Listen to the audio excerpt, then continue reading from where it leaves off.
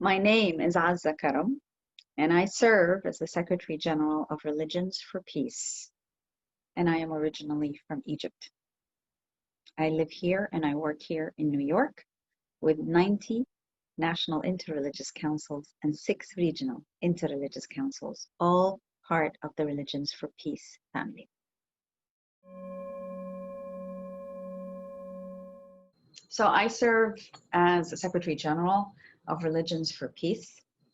And we think of ourselves pretty much like the United Nations of religions. And the United Nations has member governments.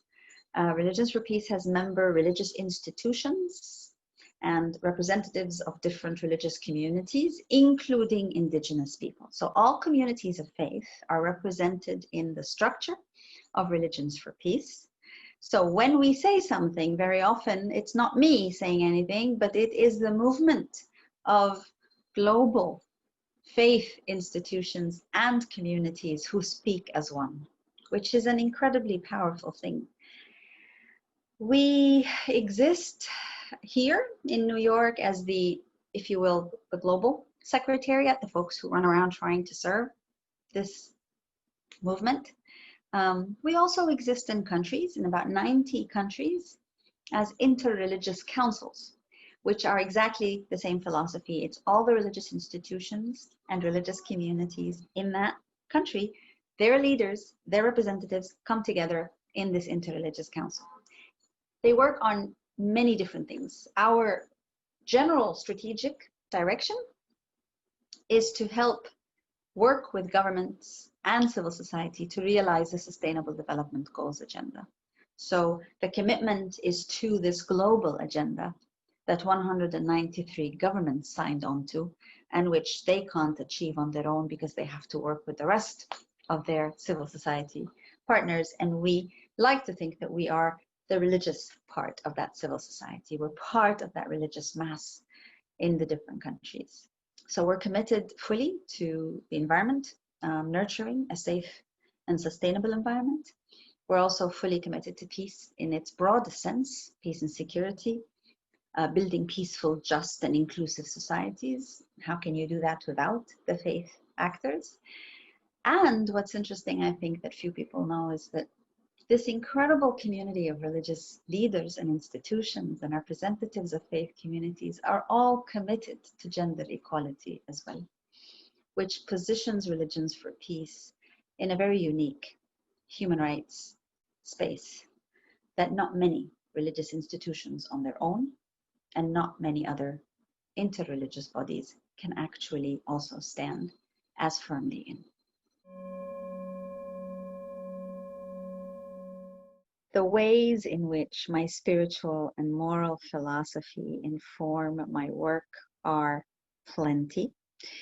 For one thing, I have been taught that as a Muslim, my main attempt to serve in this life is actually to serve. It is to be of service to God, which means service to humanity and this earth, God's creation. So this has always been a very important part of what I do and why I do the work that I do. It's also been ingrained into me that to be a good Muslim, of course, one has to do fulfill all the five pillars of Islam. But there's also a very important space within each of these pillars, that these pillars are meant to be not something that one does for oneself, but again, something that one does in order to underline, acknowledge, emphasize our existence in a very varied, hybrid world that is all of God's creation. So it's not a very big leap to go from there to understanding that my very basis of existence is to ensure that that which God has created around me, of which I am part, has to be in good health, has to be functional, has to be a source of joy and wellness, to reaffirm the faith that we should have in the divine. That's all part of what I believe. Well, I think the cutting edge thinking about the environment and climate change that I see as very pertinent to and indeed informs the work of Religions for Peace is the indivisibility of our existence as human beings with the wellness of our ecosystem, all of it. Um, Very often, I think there seems to be an understanding, perhaps in more secular settings, that there's human beings and human rights, and then there's the environment and biodiversity and things that happen. And yes, of course, they connect to us. But I think the very basis of Religions for Peace is thinking, because it's all of the faiths working together, is that there is no human existence and there's no human rights without a fully functioning, indeed thriving environment in every sense of the word, from water, earth, sky, universe, that there's an interconnectedness to life, all lives, that if one part hurts, all hurts. If one part is dysfunctional, all of us are dysfunctional.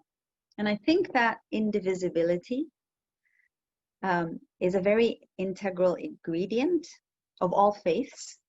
And this is what informs the way that Religions for Peace approaches all the work, but certainly this understanding of why the environment matters. It is literally a matter of life and death. It is not only a matter of life and death, it is a matter of the quality of belief, the quality of lived faith that we must endeavor to work to save the environment as part of us as part of that. So there's no division between where we begin as human beings and where the environment around us begins or ends. And if we are people of faith, which is the entire commitment here, if we are people of faith, then we must also believe that our very existence, our very faith depends on protecting everything around us, not just everyone, but everything around us. The concrete actions that need to be, I believe, put in place, that we are trying to put in place and indeed working to deliver in Religions for Peace, is action number one, to be committed to multi-religious, multi-faith actions systematically, and to be committed to encouraging, ensuring, supporting multi-religious engagement at any and all times on any and all issues.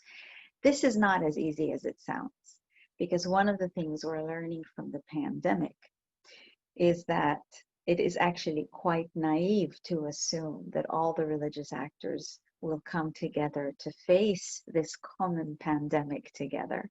We're learning the hard way that in fact we are struggling to work together, that everyone, every single religious organization is doing a tremendous amount of service at the moment as first responders in a humanitarian crisis. That is our normal, that is what we always do, that is what religious organizations are best for, serving. What is strange, I think, to appreciate for idealists like myself is, how is it that we can't work to serve the same communities together? Why aren't we able to do this work together?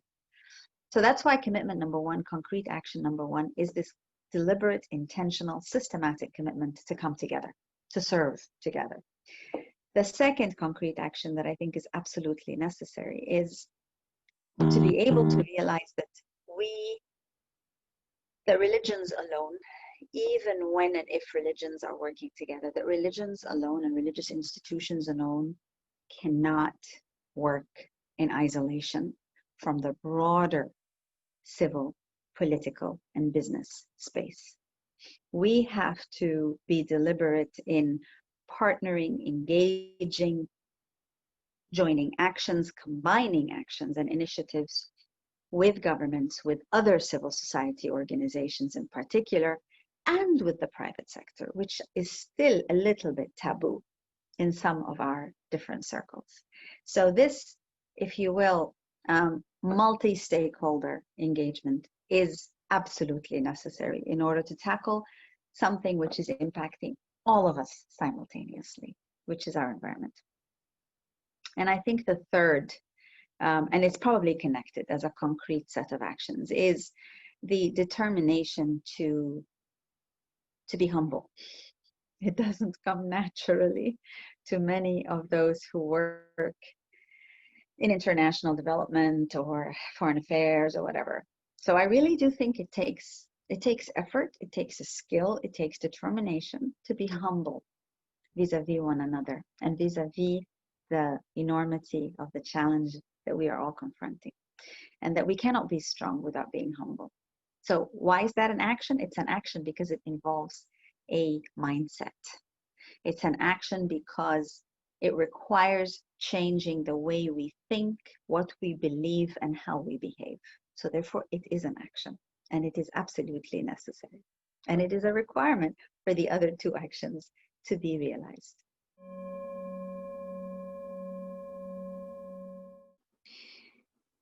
There is a verse in the Quran which reads,